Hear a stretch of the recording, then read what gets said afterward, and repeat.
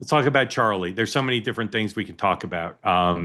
Kash Patel was on Fox and Friends this morning, said that DNA matched the suspect with what was found The on towel, the towel towel that was wrapped. wrapping the weapon, as well as the screwdriver on the roof.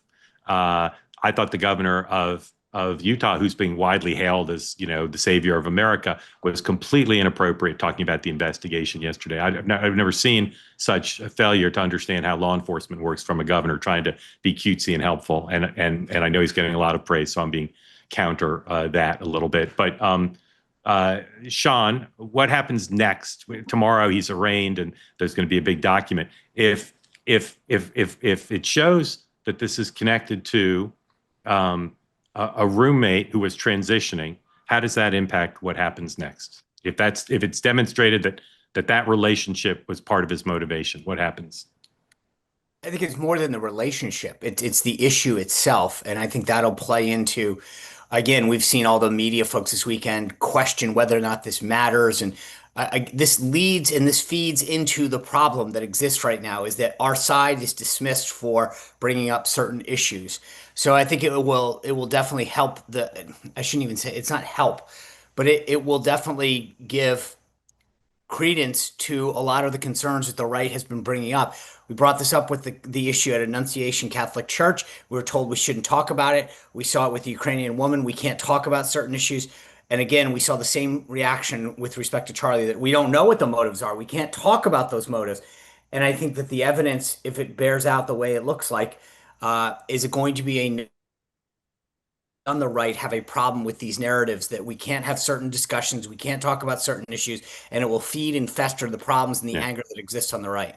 Dan, let me talk about an issue. Let me just be more honest about it than I've heard anyone in the media be.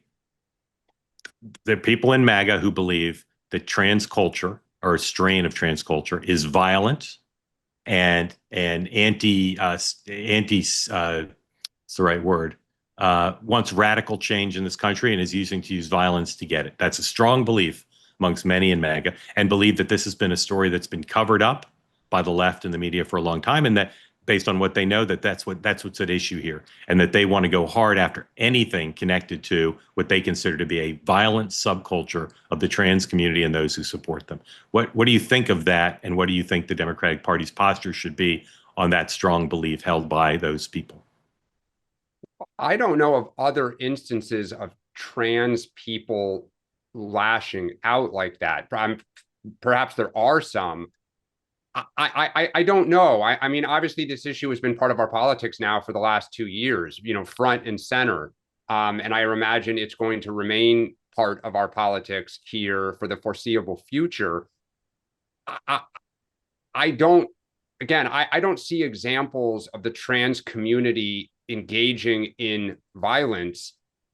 I know what people in the trans community feel comes the other way a lot, but I would hope that there is not this kind of,